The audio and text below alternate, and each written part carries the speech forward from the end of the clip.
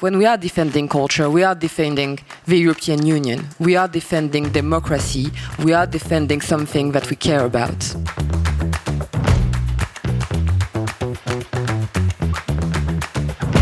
I do believe that today what we must see as Europeans and as Democrats is that illiberals, people from, I would say, reactionary regimes, and we see that obviously in the United States also, are seeing culture for what it is. And it is a tool. It can be a tool for, well, let's say, take democracy down. But for us Democrats, we must say that culture is actually so important for democracy. Today sometimes, and when I'm in the parliament, we are kind of angry because sometimes we are feeling like culture is not took as seriously as it should be. When we are seeing that, especially in Europe, the countries that are spending the most money on their culture are illiberal regimes, such as Orban's Hungary. 4% of the GDP of Hungary is actually invested in culture. It's most money in all our European countries. I think that we are not doing enough. And what I want to say, as obviously vice chair of the Committee of Culture in the European Parliament, is that when we are defending culture, we are defending the European Union, we are defending democracy, we are defending something that we care about. And so in the next weeks, what we will be fighting about, especially with the Socialists and Democrats, but I think this is obviously a wider battle, is to double the budget of Creative Europe. It is also to have a Creative Europe budget and program that is oriented towards the independent production. And it is also a program that is took as seriously as it can be and as it is, a tool for democracy also, and it is our role, I think, as member of this parliament, to protect culture because, well, if we don't do it, some people will try, not exactly to destroy it, but to manipulate it to serve their reactionary and illiberal discourses. Thank you. Thank you, Emma.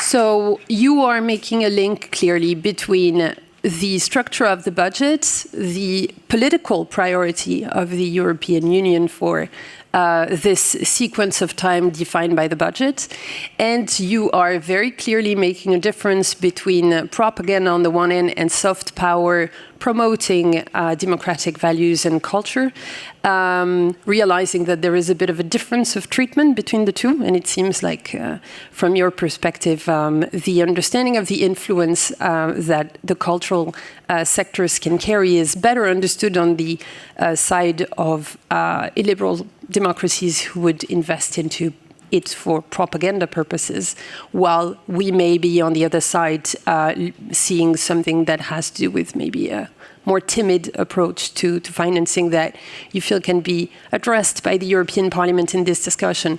Before going to Mrs. Farreng, I just want to make sure people understand in the room how things work in Brussels. Do you get the difference between the European Parliament, the European Commission and the Council, or not?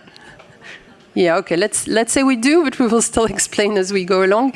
So just to clarify, the European Commission is a little bit like the executive branch of the functioning of the Union. It makes proposals, etc., including on the structure of the budget and priorities.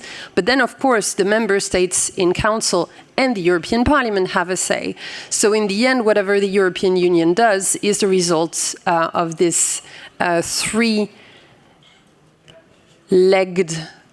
machine.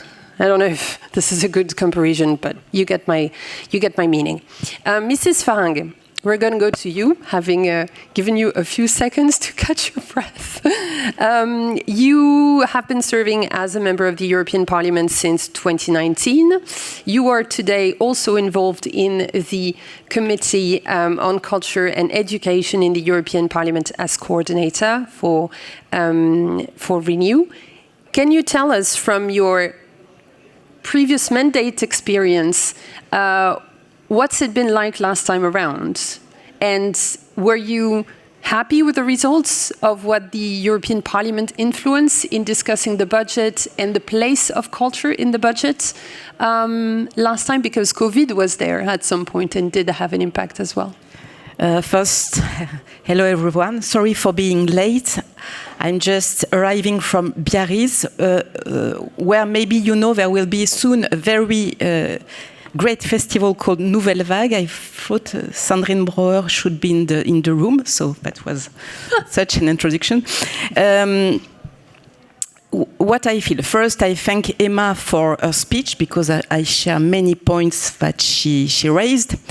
And what I feel, maybe it's a little bit weird, is that we have a momentum for culture just now, thanks to all what is happening and thanks to Donald Trump, of course.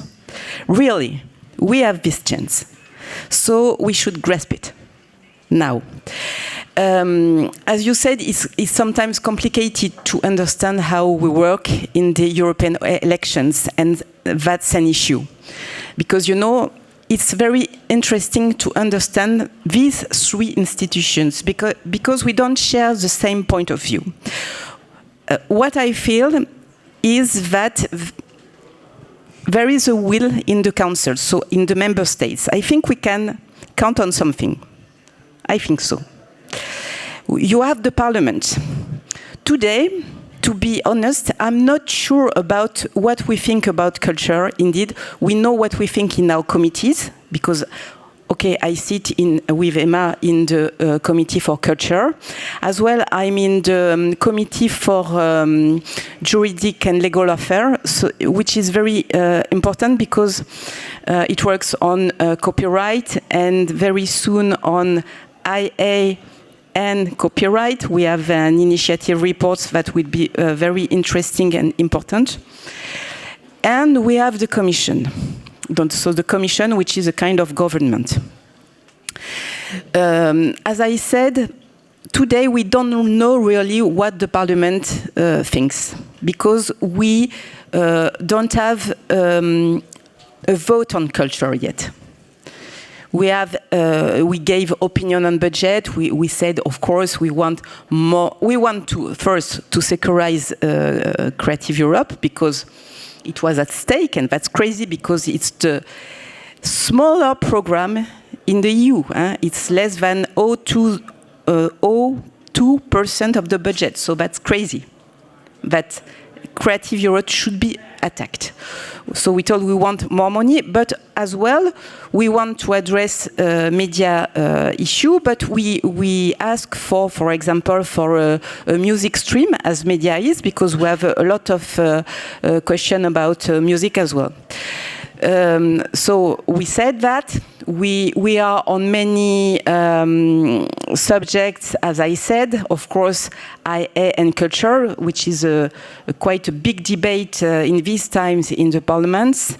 We prepare the AVMSD revision, which will be quite a battle as well. So we have all these open files, but we have to work and we have to know what the Parliament thinks really, because the Parliament has changed since the previous mandate, and as you could see, the far right is very high.